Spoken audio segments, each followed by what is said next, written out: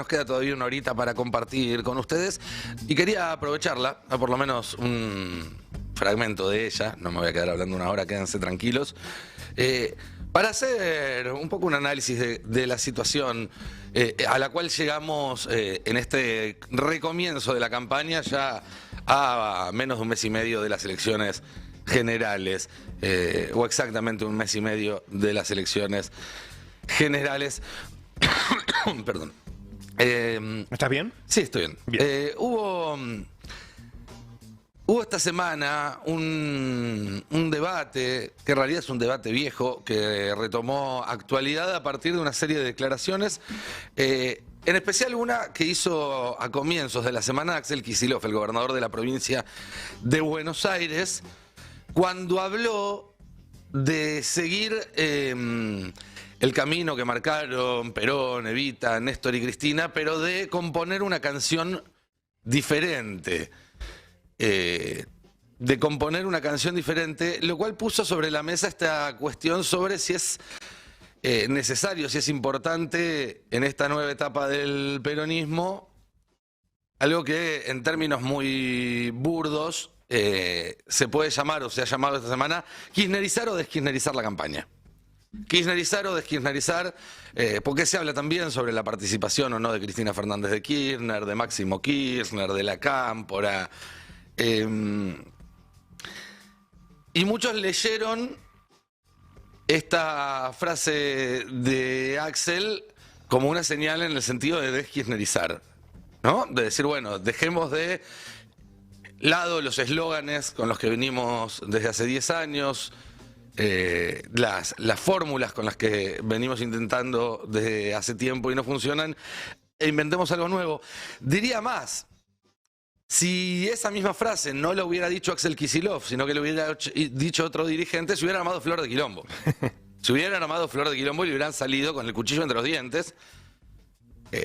Y por eso es importante que lo haya dicho el propio Axel, alguien a quien no se le puede cuestionar ni su lealtad ni su convergencia en cuestión de ideas con lo que se llama kirchnerismo. De hecho, lo ha definido en buena parte en los últimos años, primero como ministro, luego como dirigente político ya de toda estatura, y se ha transformado en uno de sus protagonistas a partir del triunfo en la provincia de Buenos Aires en el 2019.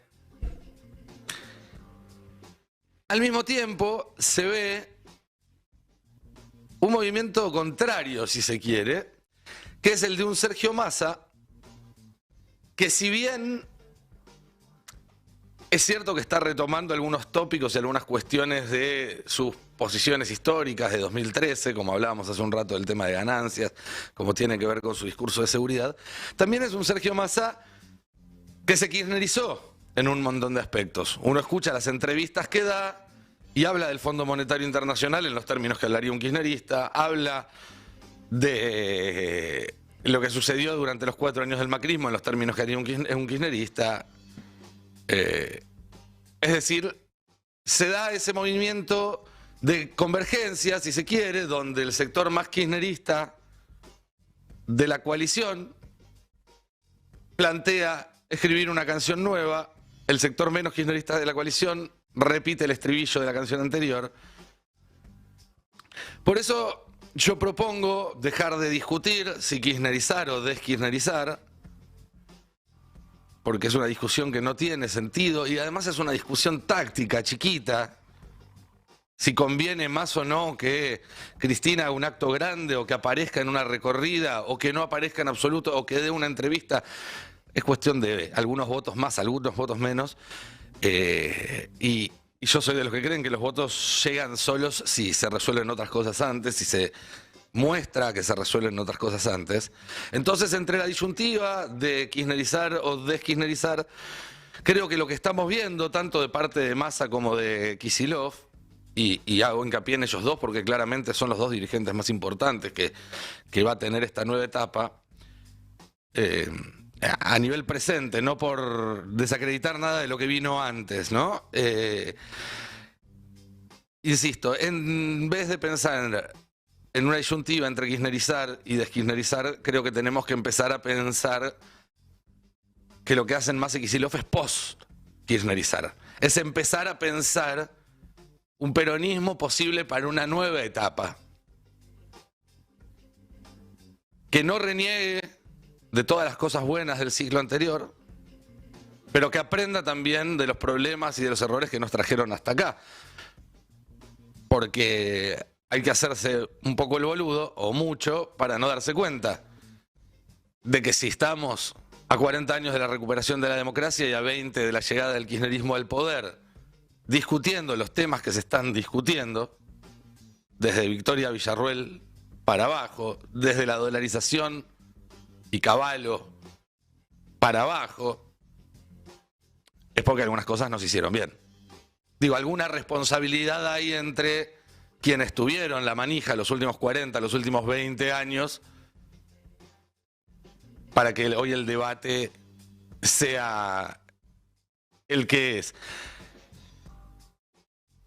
Pero más allá de las responsabilidades, que en todo caso es un ejercicio teórico sumamente interesante, que se puede hacer todas las veces que quieran, me parece más importante recalcar que es algo que sucedió, que es un hecho, y que quien no sepa adaptarse a este hecho novedoso tiene todas para salir perdiendo. Que debería ser lo último que tiene que pasar, lo que puede pasarle al peronismo en esta elección, salir perdiendo, por todo lo que está en juego.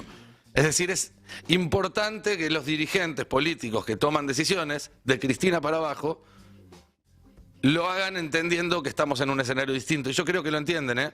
Creo que todo esto que estamos viendo de alguna manera es comprensible desde ese punto de vista. Los 3/3, la candidatura de Massa, incluso algún silencio.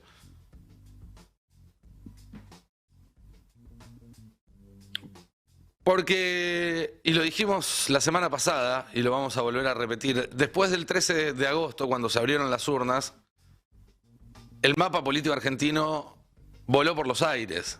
Sufrió un sismo que reacomodó todas las piezas. Y la principal consecuencia de eso fue que el eje que divide en dos a la sociedad argentina en términos políticos dejó de ser kirchnerismo o no kirchnerismo, que había sido el conflicto rector de la política por lo menos desde 2008 hasta acá, y que era un eje que venía mostrando al kirchnerismo, al peronismo, en minoría de forma consistente en los últimos tiempos, y por eso la importancia de cambiarlo, de correrlo. Esto lo charlamos largo y tendido. Ahora, con el nuevo eje ya planteado, que es democracia o no democracia, no hay mucha vuelta que darle. O si quieren, es Argentina o no Argentina, es tener un proyecto, una idea de país, o entregarnos al loteo, a la balcanización de la Argentina. El peligro más grande que hay, insisto, en este nuevo escenario en el cual cambiaron las prioridades y los ejes, es la atomización del movimiento popular. Es que se fraccione, es que se fragmente, es que el peronismo pase por un proceso de quiebre interno que lo vuelva incapaz de armar una nueva mayoría en función de estas ideas nuevas que están de la mano proponiendo Sergio Massa y Axel Kicillof. ¿Y por qué digo que el peligro más grande es la atomización del movimiento popular? Por un lado está esta cuestión de la fragmentación de la política, que también advirtió en su momento Cristina y que acá hemos charlado más de una vez. El escenario parecido a lo que sucede en Perú, donde los presidentes duran pocos meses o un año y caen en medio de una situación que algunos politólogos ya están estudiando por su novedad, casi como una especie de dictadura parlamentaria, una dictadura del Congreso, que pone y saca presidentes, ministros, sin ningún tipo de equilibrio ni contrapoder. Porque no hay una mayoría firme que pueda sostener una dirección, sino que se van cada 6 meses cruzando. Y eso lo que hace es licuar el poder político. Si la política pierde poder, si las cosas que se proponen no las puede lograr, no hace más que aumentar entonces esa desconfianza en el sistema que nos trajo hasta acá. Y esa licuación de la voluntad popular que nos trajo hasta acá.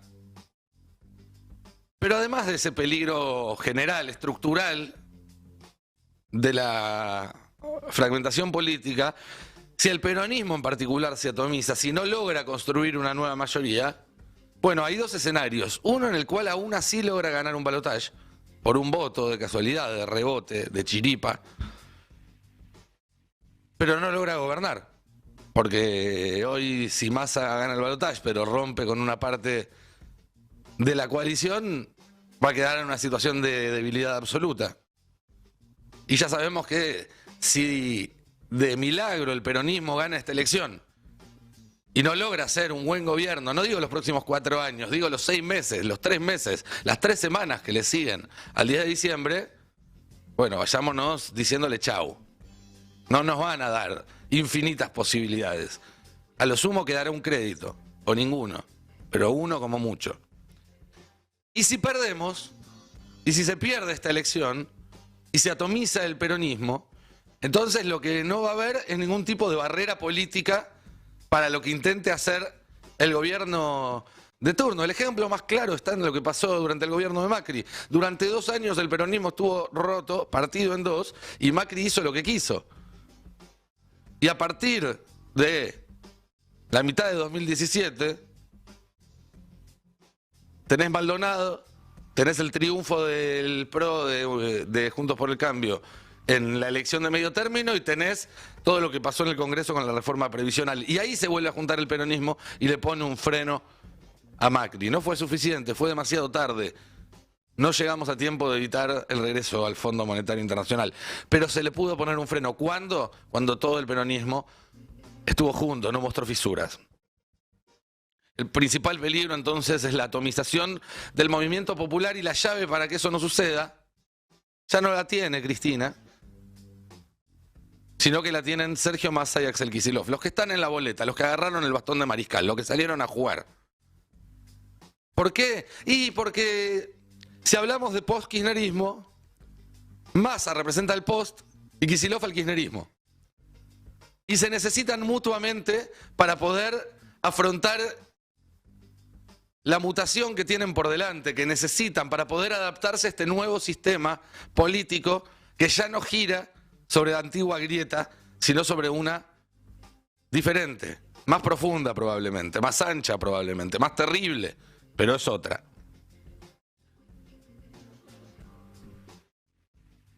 Es difícil, sí, es muy difícil porque en el mediano plazo Massa y Kicillof son rivales directos por la conducción del peronismo y eventualmente en el 2027 por la presidencia de la nación si no se gana en este turno. Pero es mucho más lo que tiene para perder que lo que tienen para ganar. Es más, es mucho más lo que tenemos todos para perder que lo que tienen ellos para ganar, y ahí es donde se ve también la estatura de un dirigente.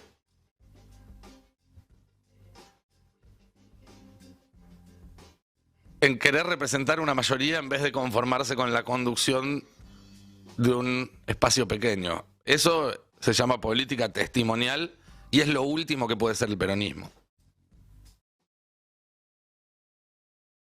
Y entonces, ¿por qué sí lo harían?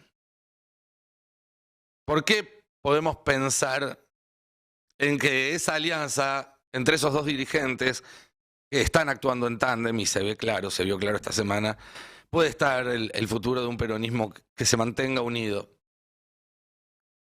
¿Para ganar o para perder? Esperemos que para ganar. Porque lo que hay del otro lado es definitivamente la disyuntiva más importante de todas.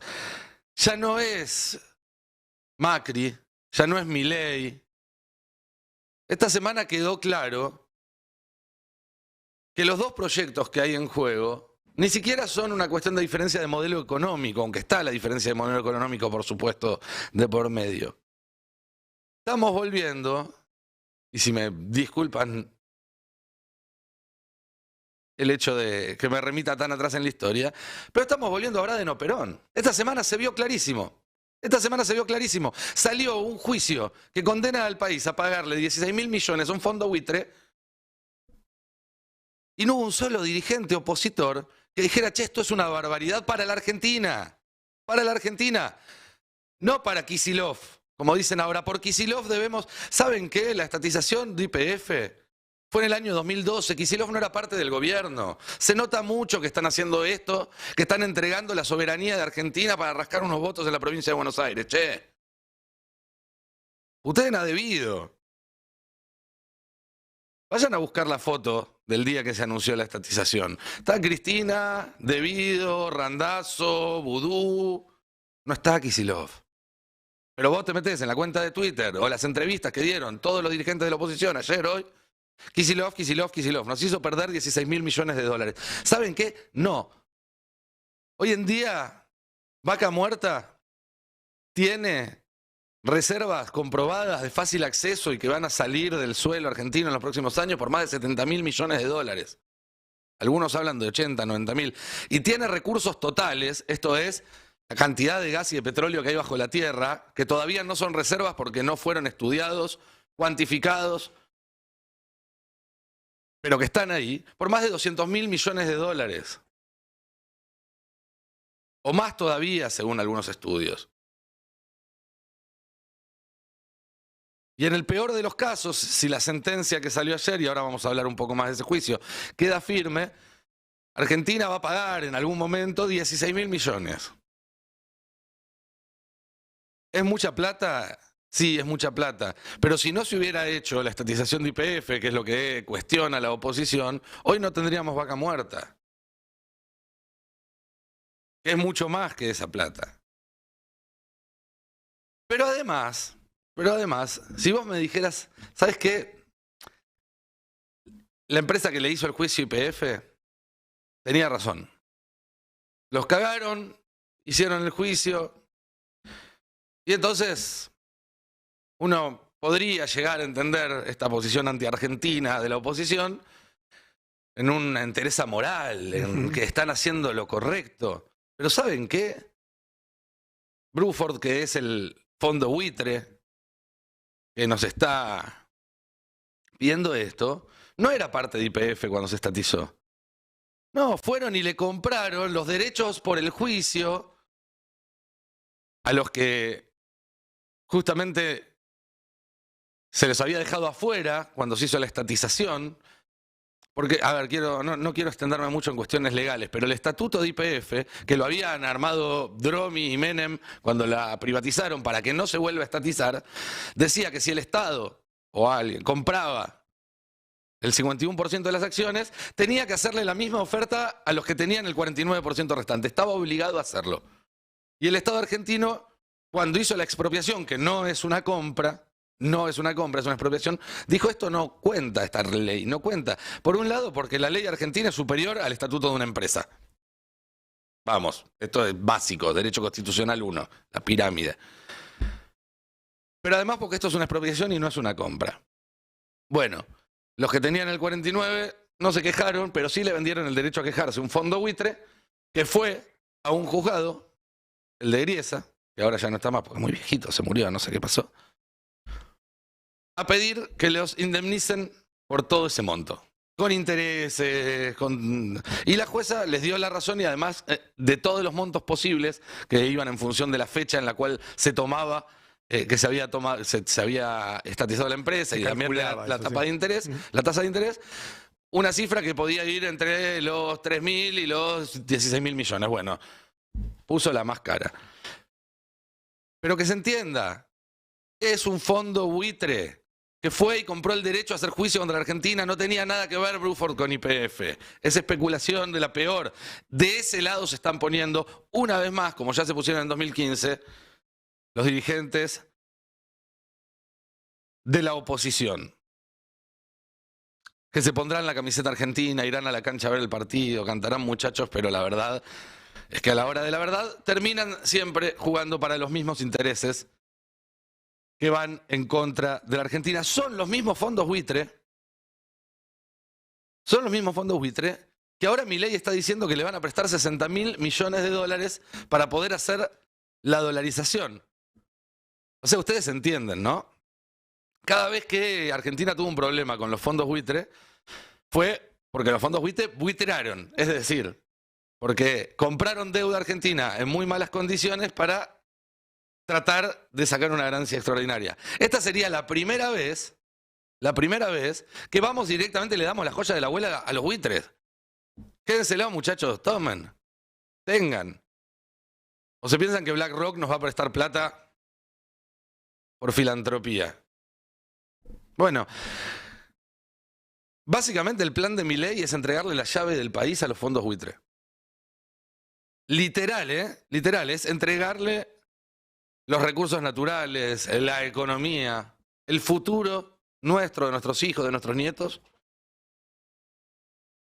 a tipos que se dedican a destruir países para engrosar sus cuentas bancarias. A eso se dedica un fondo buitre. Entonces después cuando vengan a hacernos mierda, no digan, che, pero no sabía que iba a pasar esto, porque ya nos pasó 2 veces y nos va a volver a pasar si no aprendemos esa lección.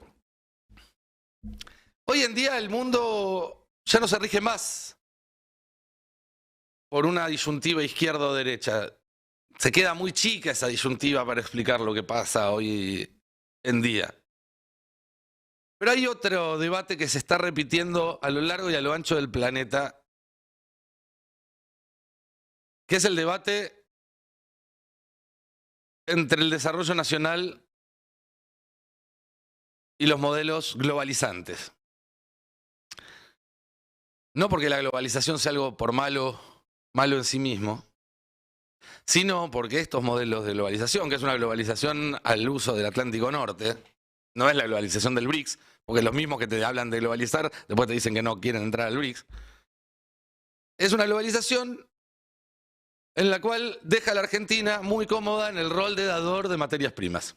Algo que le resulta cómodo a quienes nos tienen que comprar esas materias primas, comprar a precio vil, y a los intermediarios, acá, a los que están sentados encima de esa materia prima, los dueños de los campos de la soja, las empresas que entran al negocio de la minería, al negocio de los hidrocarburos.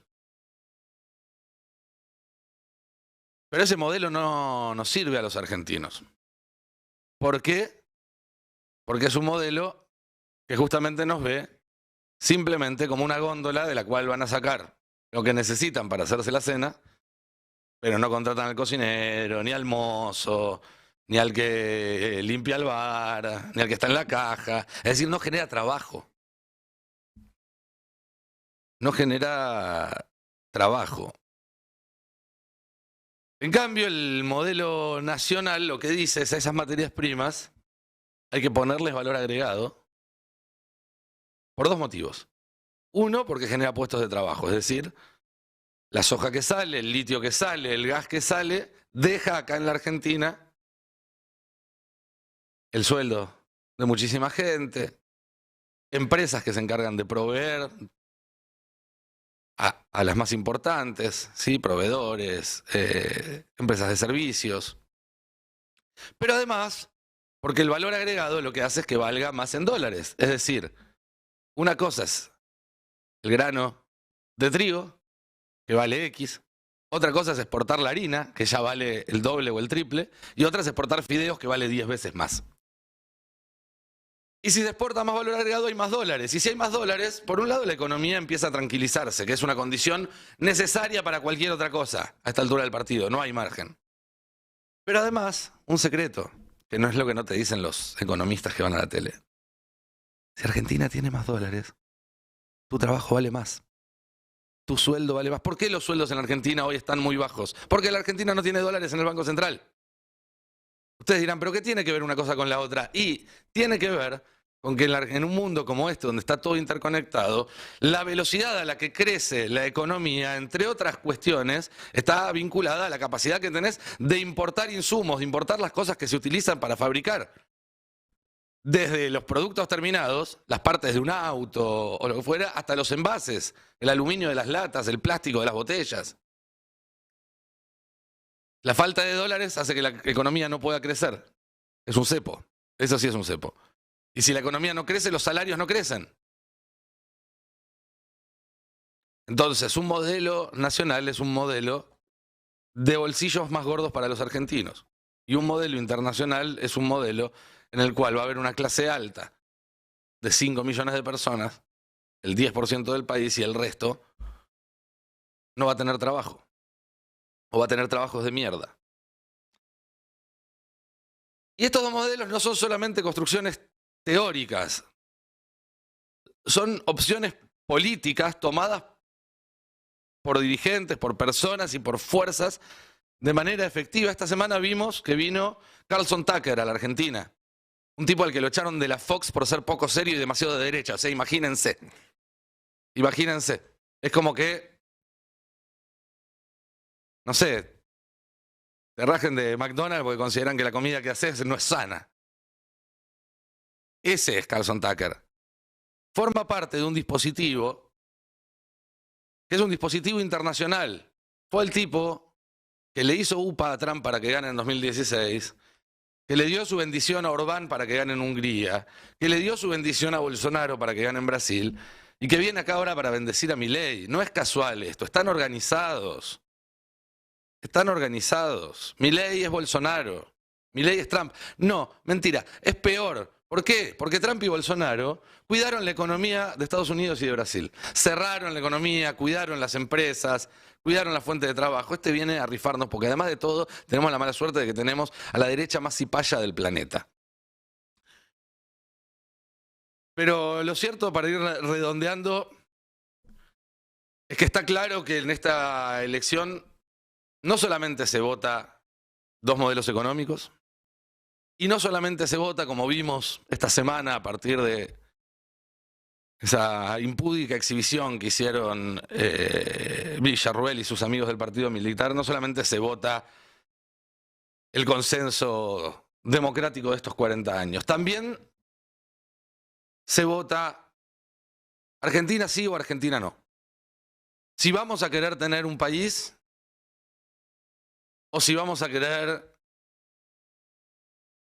ser otra republiqueta bananera.